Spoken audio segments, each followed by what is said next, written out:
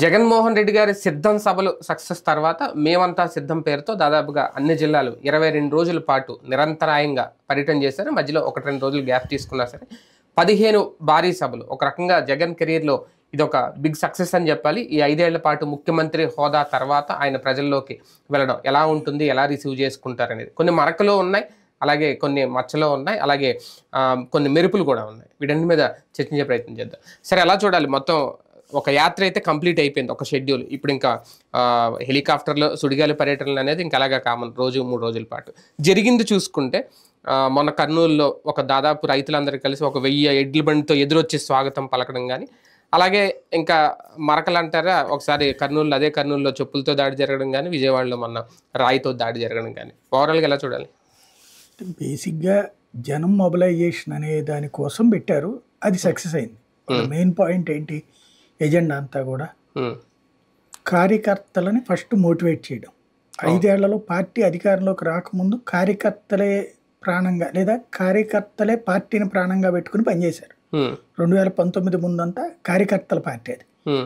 అంతా కార్యకర్తలు ఎక్కడికక్కడ సోషల్ మీడియా ద్వారా కావచ్చు, లేకపోతే లోకల్గా చేసినటువంటి హడావిడే అధికారంలోకి తీసుకురావడంలో కీలక పాత్ర పోషించింది. జగన్ పాదయాత్ర టైంలో ప్రతి కార్యకర్త రోడ్డు మీదనే ఉన్నాడు.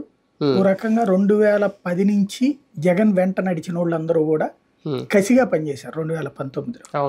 ఆ ఇంపాక్ట్ విజయం సాధించారు. అయితే అంతా మేము 2010 నుంచి కష్టపడ్డాం, 2019 దాకా 9 ఏళ్ళు కష్టపడ్డాక మాకు ఆశించింది ఏది జరగలేదు అంటే, ఒక్కొక్కడిది ఒకటి ఆశిస్తాడు. ఎమ్మెల్యే ఆశిస్తాడు, అతనికి ఎమ్మెల్సీనో లేకపోతే ఏ బోర్డు మెంబరో వచ్చి ఉంటుంది, లేకపోతే ఇంకొకళ్ళు వచ్చేటప్పటికి సర్పంచ్ ఆశిస్తారు, అతనికి ఏ వార్డు మెంబర్ వచ్చి ఉంటుంది, వస్తుంది ఏదో. కానీ వీళ్ళు ఆశించింది జరగలేదు. కొంతమందికి ఏది రాకపోయి ఉండొచ్చు, ఎందుకంటే గెలిచిన తర్వాత పార్టీ గ్రౌండ్ లెవెల్ పట్టించుకునే తీరుకుంటుందా, ఉండదు. ఎవడు అధికారంలో అంటే ఎవడు ప్రజాప్రతినిధిగా అవుతాడో వాడు పైన ఎవరి ద్వారా అక్కడ ఒక 3 గ్రూపుల ల్యాబింగ్ నడుస్తుంది. ఆ ల్యాబీల్లో ఎవరి దగ్గరికి వెళ్ళి మనం పని చేయించుకోవాలన్న చుట్టూతోనే తిరుగుతూ వచ్చారు. దీంతో సామాన్య కార్యకర్త దగ్గరికి నాయకుడు వచ్చే టైం కుదరల. దానికి తోడు వీళ్ళందరూ ఏంటి సహజంగా ఏమనుకుంటారు, అధికారంలోకి వచ్చినప్పుడు మా మాట వినేటట్టు ప్రభుత్వం ఉండాలి అంటే, నేను చెప్తే ప్రభుత్వంలో పని జరగాలి అని కోరుకుంటాడు. పని అయితే జరిగింది, కానీ వీళ్ళకి సంబంధం లేకుండా జరిగిపోయింది వాలంటీర్ వ్యవస్థ. ప్రభుత్వం చేపట్టే సంక్షేమ పథకాలు తెలుగుదేశం వాళ్ళ టైంలో జన్మభూమి కమిటీ లాగా తమను చూస్తారు అనుకున్నారు. కానీ ఆ జన్మభూమి కమిటీలు అన్నటువంటి దానివల్ల ఆ ప్రభుత్వం పడిపోయిందన్న సంగతి వీళ్ళకి తెలుసు. కానీ మళ్ళీ అది దానికి వ్యతిరేకంగా ఉద్యమించిన వాళ్ళే తాము జన్మభూమి కమిటీ లాగా ఉందాం అనుకున్నారు. దానికి ఒప్పుకోలేదు జగన్మోహన్ రెడ్డి. కాబట్టి అంటే వీళ్ళకి అసలు ప్లేస్ ఏముంది, ఎమ్మెల్యేలు పట్టించుకోరు, ఎంపీలు పట్టించుకోరు, ఎమ్మెల్సీలు పట్టించుకోరు, పార్టీ నాయకత్వం పట్టించుకోదు. లోకల్గా మేమే అని కాలు ఎగరేద్దామంటే నువ్వు ఇప్పించేది ఏంద్ర తొక్క మాకు ఇచ్చేసాడు వాలంటీర్ వచ్చి ఇంటికి వచ్చి అని చెప్తుండే. దాంతో వీళ్ళు వెళ్ళి ఇళ్ళ దగ్గరికి వెళ్ళి మేము కార్యకర్తం మా వల్లనే వస్తుంది, మా నాయకుడి వల్లనే వస్తుందని చెప్పుకునే అవకాశం కుదరల. అట్లాంటి కార్యక్రమం కూడా నడవలేదు. దాంతో ఒక నిరాశకు గురైనటువంటి వాళ్ళకి ఈ కార్యక్రమాలు ఏవైతే ఎమ్మెల్యేల కార్యక్రమాలు జరిగినాయి కదా, ఇంటి వద్ద గడప గడప, ఆ టైంలో వెళ్ళమంటే ఎమ్మెల్యేలు ఒక వర్గాన్ని అంటే ఇక్కడ ఒక నియోజకవర్గంలో 3-4 గ్రూపులుగా మెయింటైన్ అయితే ఒక గ్రూపును వెంట పెట్టుకెళ్లారు, మిగతా 2 గ్రూపులను పట్టించుకోలేదు. ఆ అసంతృప్తి అంతా విపరీతమైంది. అది చల్లార్చడం ఎట్లా అనేది కూడా, ఎందుకంటే పదవులు అప్పటికి బోల్డ్ ఇచ్చారు, వేలాది పదవులు ఇచ్చారు. నామినేటెడ్ పదవుల మీద ఎంత రచ్చరచ్చ నడిచిందో చూసాం కదా. అయినా ఇంకా అన్ని 1000 మంది కార్యకర్తలు ఉండేటప్పుడు 1000 పదవులు ఇచ్చినా చాలవు ఆటోమేటిక్. దానివల్ల వచ్చిన అసంతృప్తిని చల్లార్చడం ఇంకా కష్టం అనుకున్న దశలో సిద్ధం సభలతో జగన్ రోడ్డు మీదకి రావడం. ఒకటేమవుతుందంటే, జగన్ అనేవాడు పద్దాక రోడ్డు మీద ఉంటే వీళ్ళు ఎక్కడికక్కడ మీటింగ్లు అప్పుడు వెళ్ళి కలుస్తారు, అక్కడతో కొంత సంతృప్తి అవుతుంది. పదవి వచ్చినా రాకపోయినా, లేదా చెప్పుకుంటారు జగన్ దగ్గర, అన్న నేను ఎంత కష్టపడ్డానా నాకు పదవి రాదంటే అప్పుడు జగన్ ఏదో ఇవ్వడం ఇది చేస్తాడు. ఆయన ఏమో ప్రభుత్వ కార్యక్రమాలే నిర్వహించాడు కానీ ఇది నిర్వహించలేదు. దానివల్ల వాళ్ళల్లో అసంతృప్తి బాగా పేరుకుపోయింది.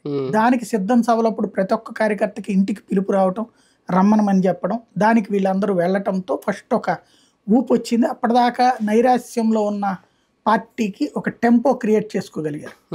దాని తర్వాత జనంతో ఇంటరాక్షన్, జగన్ కేవలం ఈ బటన్ నొక్కుడు కార్యక్రమాలప్పుడు వెళ్ళడం తప్పించి మిగతా అది లేదు.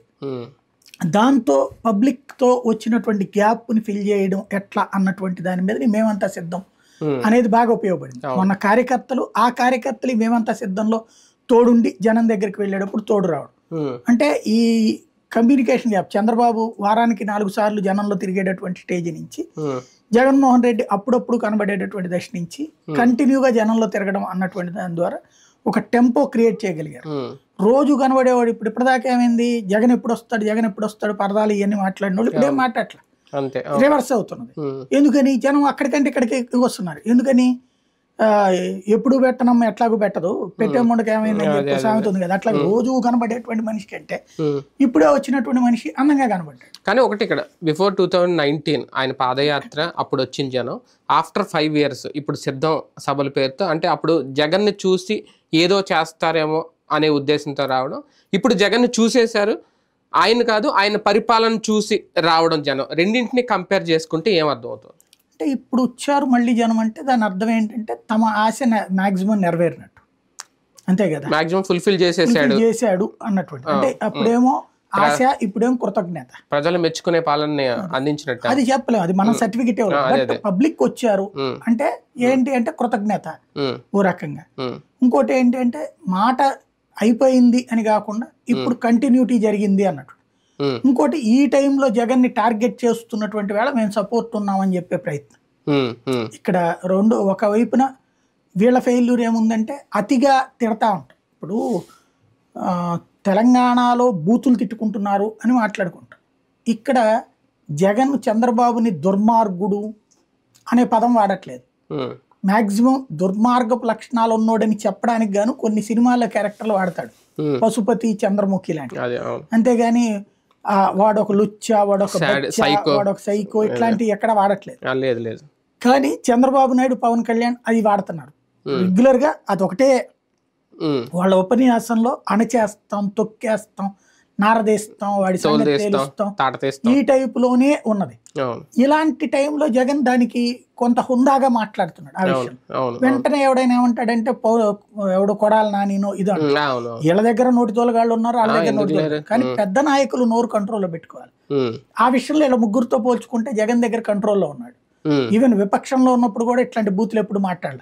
చంద్రబాబు నాయుడు సైకో అనినో అట్లాంటిది మాట్లాడాల విపక్షంలో ఉన్నప్పుడు కూడా. చంద్రబాబు నాయుడు పాలన వేస్ట్ అన్నటువంటి కాన్సెప్ట్ ఉంది, రాక్షస పాలన ఇట్లాంటివి మాట్లాడాలి. కానీ ఆయనే రాక్షసుడు అని అనలా. ఇక్కడ వీళ్ళు రాక్షసుడు ఇట్లాంటి పదాలే వాడుతున్నారు. అది కొంత జనంలో లేబర్ లో ఒక అన్రెస్ట్ వచ్చింది. దానికి తోడు ఏదైతే చిట్ట చివరిలో వీళ్ళు చేసిన పని వాలంటీర్లది అడ్డుకున్నటువంటి దాంతో వచ్చినటువంటి ఒక రెబలిజం, ఇవన్నీ కలిపితేనే కనబడుతుంది మార్పు. ఒక రకంగా ఆయన గీత తీసుకొని ఆ గీతలోనే ఆ చట్టంలోనే తిరుగుతున్నారు మొదటి నుంచి. అంటే విమర్శించే విషయంలో కానీ అక్కడ హద్దులు దాటట్లేదు జగన్మోహన్ రెడ్డి అతను. ఎందుకంటే ఇప్పుడు పబ్లిక్ దాన్ని యాక్సెప్ట్ చేస్తారు అంటే ఫస్ట్ బూతులు తిట్టే వాళ్ళే నాయకులుగా మిగిలిన అక్కడ. కేసీఆర్ అంత బూతులు మాట్లాడే ఆయన్ని తీసవతలు పడేశారు. ఎందుకని? విసుగొచ్చింది. రేవంత్ కూడా తిడతాడు, కేసీఆర్ తో పోల్చుకుంటే తక్కువ తిట్టేవాడు, అతన్ని ఎన్నుకున్నారు, అంతే కదా. ఇక్కడ అంతే. ఇప్పుడు తిన ఆస్పెక్ట్ ఏంటంటే జనం బూతులకో తిట్లకో కనుక ఓట్లేస్తారంటే జగన్ 2019లో కూడా తిట్టేవాడుగా.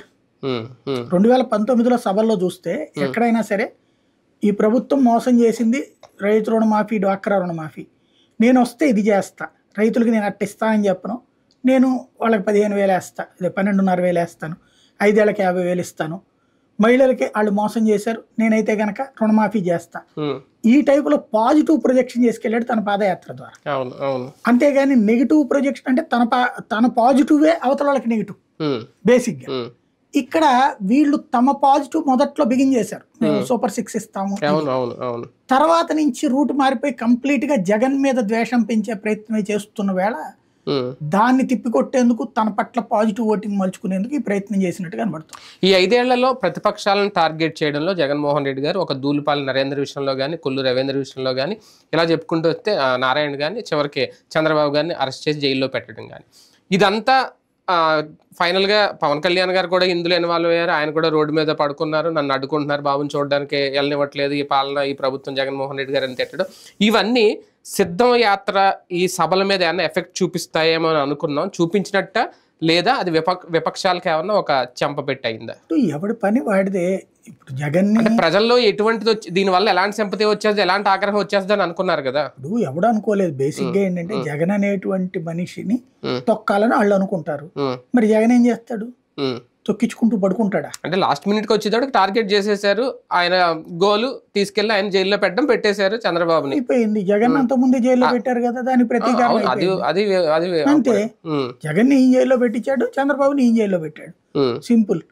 దాన్ని ఎవరు జనం సీరియస్ గా తీసుకుంటే వైసీపీకి అదంత ప్రయోజనం తెచ్చిపెట్టిందా, లేదంటే ప్రతిపక్షానికి అదంత మైలేజ్ తెచ్చిపెట్టలేదా? దానికి దీనికి సంబంధం లేదు. ఈ యాత్ర అంతా కూడా తన పాజిటివ్ ఇమేజ్ కోసం, అంటే నేను చేసింది ఇది, నాకు మళ్ళీ ఓటేయండి అని అడగడానికే వెళ్ళాడు అంతే. అంటే అది నిజంగా ప్రజల్లో ఉంటే జనాలు రాకూడదు కదా. నేను అనేది జనాలు అవన్నీ పట్టించుకుంటే, ఇప్పుడు చంద్రబాబు నాయుడు మనుషులు జగన్ ని ద్వేషిస్తారు, వాళ్ళు ఏం రారీటికి. జగన్ మనుషులు చంద్రబాబు నాయుడు ద్వేషిస్తారు, వాళ్ళు ఏమాట వెళ్ళరు. దేని అదే, దానికి దీనికి సంబంధమే ఉండదు. అంటే 70 ఏళ్ళు పైబడిన ఒక 75 ఏళ్ల వయసు అంత అనుభవం వ్యక్తిని అంత టార్చర్ చేస్తారు జగన్మోహన్ రెడ్డి గారు, ఇంకా ఆయన ఎందుకు మాకు అనే ఆలోచన వచ్చినట్టారు రాలేనట్ట ప్రజలు? అట్లాంటిది ఏమి ఉండదు కదా. ఇప్పుడు వైసీపీ కార్యకర్తకి ఎందుకు వస్తుంది? ఇప్పుడు వైసీపీ అభిమాని, వైసీపీ ఓటర్ వస్తారు అక్కడికి, వైసీపీ సంబంధించిన కార్యకర్త వస్తారు. వాళ్ళకి అట్లా అరెస్ట్ చేయకపోతే చేతకానోడు అనుకుంటారు కానీ, చేయించడం ద్వారా చంద్రబాబు నాయుడు లాంటి వాడిని లోపల వేయించాడు మావాడు మగాడు అనుకుంటారు కానీ, ఎందుకు నెగిటివ్ గా అనుకుంటారు వాళ్ళు? అవును.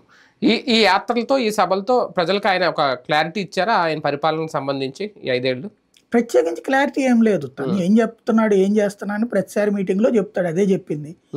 ఇంకా క్లారిటీ కావాల్సిందల్లా నెక్స్ట్ ఏం చేయబోతాడనేది. ఇప్పుడు ఈ సభల ద్వారా చెప్పింది ఏంటంటే, నేను విశ్వసనీయమైన నాయకుడిని, 99% నెరవేర్చాను, నన్ను నమ్మినటువంటి వాళ్ళకి నేను న్యాయం చేశాను. ధైర్యంగా సగర్వంగా చెప్తున్న మాట ఏంటంటే, నీ ఇంటికి ప్రయోజనం జరిగితే నాకు ఓటేయని, జరిగిందో లేదో జనం ఆలోచించుకోండి అనే చెప్తున్నాడు. మీ ఇంట్లో మీ అందరూ కూర్చోండి, ఓసారి మీ బ్యాంక్ అకౌంట్లు దగ్గర పెట్టుకోండి 5 ఏళ్లది, ప్రభుత్వం దగ్గర నుంచి నా వల్ల నీ కుటుంబానికి ఏదన్నా పడిందా లేదో చూసుకోండి, అంతకుముందు 5 ఏళ్లది కూడా లెక్కలు పెట్టుకోండి, అప్పుడు ప్రభుత్వం నుంచి మీకు ఎంత వచ్చిందో చూసుకోండి, అంతకంటే ఎక్కువ ప్రయోజనం నా వల్ల జరిగితేనే ఓటేయండి. ఇది కంపారిటివ్ స్టేట్మెంట్ అతను చెప్తున్నది. అదే ఎజెండాకి తీసుకుని వెళ్ళాడు, అది చర్చించుకోమని చెప్తున్నాడు. నువ్వు నాకే డైరెక్ట్ గా ఓటేయమంటలా, నీ ఇంటికి ప్రయోజనం జరిగిందో లేదో 2014-19 నీ బ్యాంక్ షీట్ తీసుకో, 2019-24 బ్యాంక్ షీట్ తీసుకో, ఈ రెండింటి పెట్టుకుని నువ్వు ఓట్లేసే మీ ఇంట్లో నలుగురు కూర్చోండి, మాట్లాడుకోండి, ఓటేయండి. ఈ తరహా ఇంతవరకు ఎవరు వెళ్ళాల. ఎందుకంటే ఇంతకు ముందు వెళ్ళిన వాళ్ళు నీకు ఉద్యోగాలు వచ్చినాయి, మీ అందరికి ఉద్యోగాలు వచ్చినాయి అంటే నా వల్లే, లేకపోతే కనుక దేశం బాగుపడటం అంటే నా వల్లే, రాష్ట్రం బాగుపడటం అంటే నా వల్లే, ఈ టైప్ లో ఉండేది తప్పించి నువ్వు వ్యక్తిగతంగా బాగుపడ్డావో లేదో నీ చూసుకో అనేటువంటి రూటు, దానికి వెళ్ళి నీ బ్యాంక్ స్టేట్మెంట్ తీసుకో అన్నట్టు. ఇప్పుడు వీళ్ళు చెప్పేది ఏంటి, డబ్బులు ఇచ్చేసి సోమరిపోతులు చేస్తున్నారు, ఇది కదా. లేదు, నేను నీ వల్ల నువ్వు బాగుపడటానికే ఇచ్చాను, నువ్వు బాగుపడ్డావు చూసుకో అని చెప్తున్నాడు. బాగుపడితే ఓటేస్తారు, లేదనుకుంటే వేయరు. 22 రోజుల పాటు నిరంతరాయంగా చేశారు యాత్ర. ఒక రకంగా మధ్యలో ఒక రోజు అనుకుంటాం, మధ్యలో 3-4 సార్లు బ్రేక్ ఇచ్చారు. మొత్తం 22 రోజులు జరిగింది ఓవరాల్. 25 రోజులకి 22 రోజులు అవుతుంది. 15 సభలు నిర్వహించారు ఓవరాల్ గా చూసుకుంటే. అయితే అందులో ఒక మరకలుగా చూడాలా, కర్నూలులో జరిగిన చెప్పుల దాడి కానీ, లేదంటే ఇక్కడ జరిగిన రాళ్ల దాడి కానీ, లేదా ఆయన మీద ఉన్న తీవ్ర వ్యతిరేకతగా పరిగణనలో తీసుకోవాలా? కర్నూలు చెప్పుది అది తెలుగుదేశం వాళ్ళు చూపించారు, అది వైసీపీ చూపించలేదు. వాళ్ళు ఏమన్నారంటే అది మార్ఫింగ్ చేసి పెట్టారని చెప్పారు. దాన్ని ఆర్టిఫిషియల్ ఇంటెలిజెన్స్ లో మార్ఫింగ్ చేశారన్నారు. ఉండుంటే కేసు పెట్టేవాళ్ళు కదా, పట్టుకోలేదంటే అక్కడ ఇష్యూ లేదు. అది లేదా అక్కడే ఉండి ఉతికేస్తారు కదా, ఎవడేసాడు ఊరుకుంటారు అక్కడ. కాబట్టి లేదు. ఈ రాయిదంటారా, ఆల్రెడీ అటెంప్ట్ అనే కేసు నడుస్తుంది కదా, ఈ మరకలు అనుకోవడానికి ఏముంటది. అంటే తీవ్ర వ్యతిరేకత అయితే కనిపించింది 2 ఇన్సిడెంట్లతో. తీవ్ర వ్యతిరేకత వచ్చి ఉంటే గనక జనం ఎవరు రాకూడదు, సింపుల్. రెండవది, కొన్ని చోట్ల తన ఫెయిల్యూర్ కూడా అక్కడ కనబడుతుంది. మంచినీళ్ళది బిందెలు పట్టుకుని రోడ్డు మీద ఆపి అడగటం, ఖచ్చితంగా అది నువ్వు వచ్చి కూడా ఏం చేయలేకపోయావు, చంద్రబాబు ఏం చేయలేదు కాబట్టి నిన్ను అనుకుంటే నువ్వు కూడా మాకేం చేయలేకపోయావు అని చెప్పారు వాళ్ళు. మామూలుగా ఫస్ట్ నుంచి చూసుకుంటే 2019 నుంచి స్టార్టింగ్ ఆయనకి ఎదురైన ఒక సంక్షోభంగా మారిపోద్ది అనుకున్నది అమరావతి రైతులు చేసిన దీక్షలు. అది 1000 రోజులు 3000 రోజులు పెంచుకుంటూ వెళ్ళారు వాళ్ళు చేసిన యాత్ర, పాదయాత్ర, ఇదంతా. అది సిద్ధం సభలు స్టార్ట్ అయిన తర్వాత కానీ, మేమంతా సిద్ధం జరిగింది కానీ ఎక్కడ అది ప్రభావం చూపించలేదు. కారణం ఏంటి? ఇది Amaravati from the beginning artificial agitation. అది నిజంగా స్థలాలు పోయినటువంటి రైతులు అక్కడ ఉండట్లేదు, స్థలాలు రైతుల దగ్గర కొనేశారు చాలా. మరి అప్పుడు అంతమంది పాదయాత్రకు వచ్చిన వాళ్ళు, అక్కడ టెంట్లు వేసి కూర్చున్న వాళ్ళు, వాళ్ళందరూ ఎవరు? ఓపెన్ గానే ఉంది కదా, తెలుగుదేశం అనే చెప్పారు కదా వాళ్ళు. ఫస్ట్ వచ్చినటువంటి వాళ్ళలో చివరికి కోర్టులో కేసేస్తే ఏం తేలింది, 600 మంది మాత్రమే స్థానికులు, మిగతా వాళ్ళందరూ తెలుగుదేశం పార్టీ వాళ్ళని వాళ్ళే ఒప్పుకున్నారు. నిజమైన రైతులు 600 మందేనా? అంతే కదా, వచ్చిన వాళ్ళలో 600 మంది. అంటే కోర్టు ఏమడిగింది, లిస్టింగ్ నడిచే వాళ్ళు ఎవరన్నా 600 పేర్లు, 600 మంది కూడా లేరు అక్కడ. 600 మందిని మీరు బ్యాడ్జీలు వేసుకుని తిరగాల్సింది అనగానే మానేశారు. అంటే మిగతాది ఎవరు జరిగింది, తెలుగుదేశం జనసేన అప్పుడు కలిశారు. జనసేన కూడా తక్కువే ఫాలో అయ్యారు. మొదట్లో జనసేన తెలుగుదేశం బీజేపీ కలిసి అనుకున్నారు, కమ్యూనిస్టులు అందరు కలిసి అనుకున్నారు. కానీ తర్వాత తెలుగుదేశమే లీడ్ చేస్తుందని తెలిసాక మిగతా పార్టీలు పక్కకి తప్పుకున్నాయి. తెలుగుదేశమే తిప్పింది కదా అటు, ఈవెన్ కావాలని కొడాలి నాని నియోజకవర్గంలో 2 రోజులు తిరగాలి ఇట్లా ప్లాన్ చేసుకున్నారు. అది దాని శాంటిటీ దెబ్బతింది.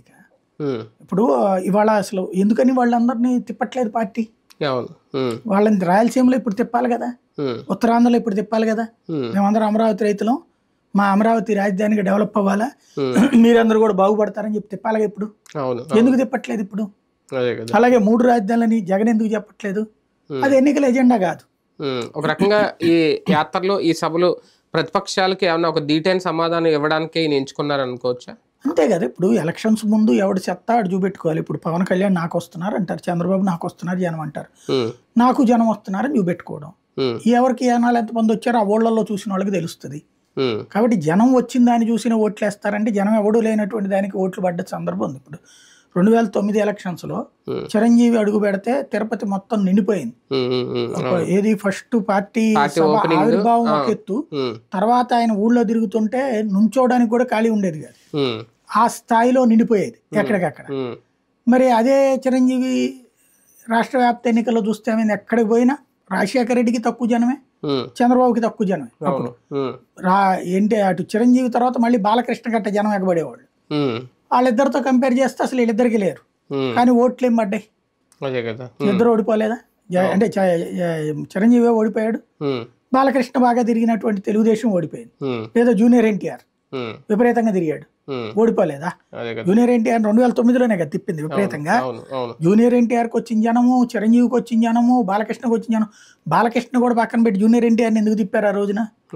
జనం చిరంజీవితో కంపేర్ చేయాలంటే పెద్ద సీఎల్టీ కావాలని చెప్పి చేశారు, జనం వచ్చారు, కానీ ఓట్లు కాలేదు కదా. ఇప్పుడు పవన్ కళ్యాణ్ క్రిందసారి వచ్చిన జనం, ఇప్పుడు వచ్చిన జనం, జనంతో ఓట్లు వస్తాయి అనేది కాదు, ఒక మొరేల్ రావటం, కార్యకర్తలు గారే మనకి జనం వస్తున్నారా అనే మొరేల్ రావడం అనేది ముఖ్యం. ఇక్కడ నుంచి జరగబోయే సుడిగాలి పర్యటన రోజుకి దాదాపు ఏదో 3 సభలు 3 నియోజకవర్గాలు అంటున్నారు.